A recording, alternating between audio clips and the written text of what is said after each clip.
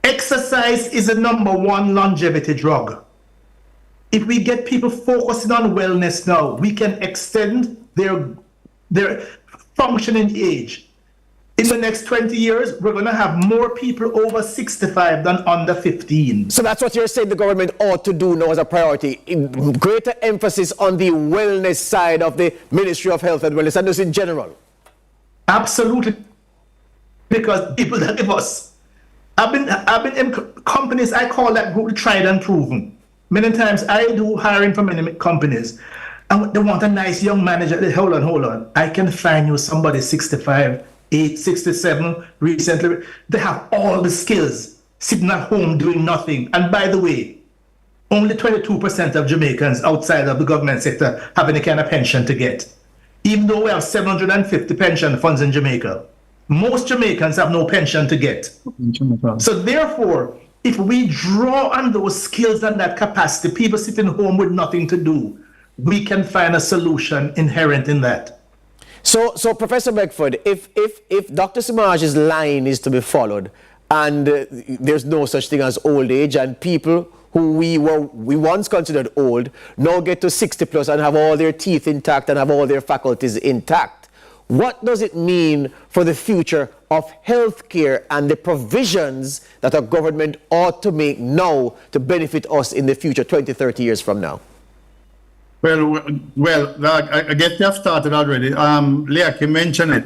The fact that we'll have so many people over 65 living far beyond the damn 65, another 20 years, we need to put in place proper health services that will service this sector, because we need to keep them alive. Why?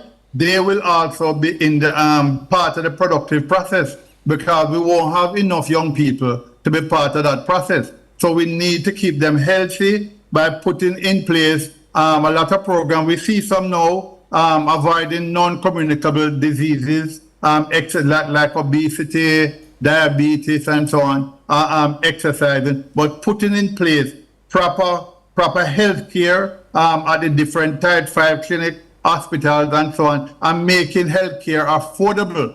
Part of the problem we have in Jamaica is that health care, that if it's not at the public hospital, is very expensive, and so a number of people can't afford it. So we need to put in place a population plan, a part of the developmental plan, to ensure that the population is kept healthy. Because as Leo Kim pointed out, we need the over 65 now more than ever. Yeah. And for sustainable development, we're going to need them. Just before we go to the break, Dr. Simaj, so you're forecasting that at this rate, in the next, say, 30 years, Mike Henry, Carl Samuda, 80-plus-year-old legislator will be the norm rather than the exception. Exactly. And on top of that, this whole notion that we can start to tweak some things. I keep telling people, if I was in charge of NIS, that's the first thing I would tweak. You have to raise the number. The NIS numbers are much too low. There's a lot more you can do with that NIS in terms of what people contribute and how much you can do with it. Hold the point there, Dr. Simaj. I want to get that NIS point, and I don't want to break your stride. So let's take the break and come with that. This is Lead Story. We're talking the ramifications of an aging population, not just here in Jamaica, but globally. How will that change the world? Because the world will change, guaranteed.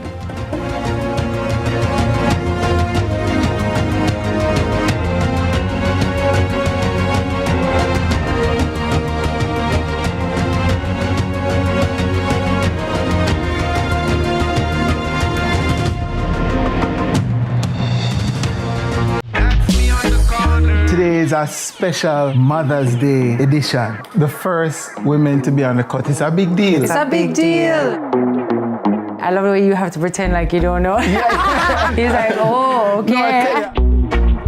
I have a daughter now who likes to watch it. She calls me Tess Sanchin, not mommy. Okay. That's Tess Sanchin. Yeah. We aren't okay. This stuff isn't real. And this is real. They need to upset me. This is my show, and you will not drop word from it. I could say things I couldn't. Like, take your time down the line.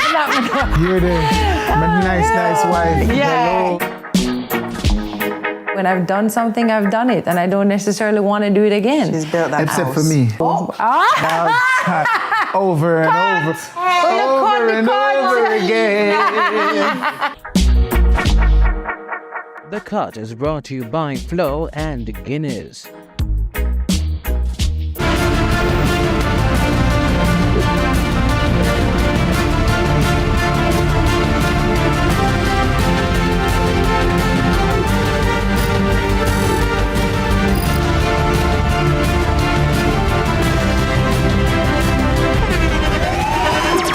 The internationally acclaimed On Stage with Winfred Williams. At a new time, Saturdays at 8 p.m. on CVM TV. So much more than entertainment.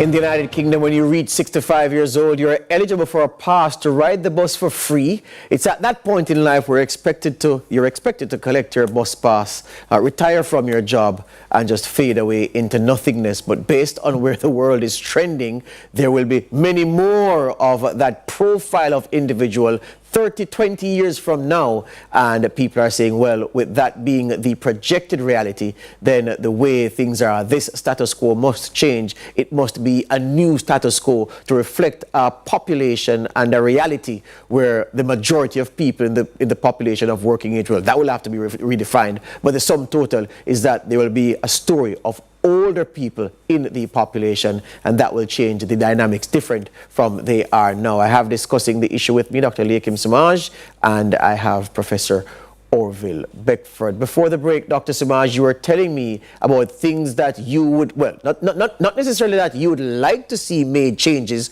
to the NIS, but changes which are necessary to be made by the NIS. Absolutely. But NIS now caps out at 1.5 million earning for the year. That's madness. If you double that, the NIS could double the amount of money it collects so that more funds can be available. You know, one thing I would do, first of all, we have to start raising the retirement age by 1 year over the next 2-3 years. France and Germany has been struggling with it, but we have to educate, that's the reason for it. Now, somebody who is approaching retirement, you know what I'd love to do? NIS should provide funds for them to start business. And they now hire and train some younger people also.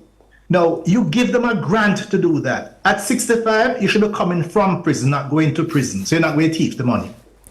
So that our most productive class will now become people 65 and over. So we can do that because these people are there now. Many are at home because they were sent home because it's retirement age. So that companies should be encouraged to rehire those people as consultants, as part-time, as contract workers, because they need the salary, they need the money, because as I say, it's only 22% of Jamaicans have any pension to get. So that they can contribute. And my new book, The Best Is Yet to Come, is talking about what happens after 65, where you can make it the best year. My other book this year, Body Works. Yes. Health, fitness, and longevity. Get that into the minds of people because they are going to be living longer. So we have to make them stronger so that they can be productive. It's funny how when we talk about taking people out of retirement, we often look at the education sector and you wheel out a teacher who was proficient at mathematics and say, oh, come and serve as a master teacher for mathematics for a couple of years and then go back into retirement, go back into obscurity. But that will have to change. Professor Beckford, let me ask you this. In the same way that we're talking about how governments need to change, take, for instance, one sector, banking. To get a mortgage at 60, to get a mortgage at 65, it's very, very difficult, and the terms are almost as if nobody wants to lend you money at that age because you'll soon die, is the received wisdom.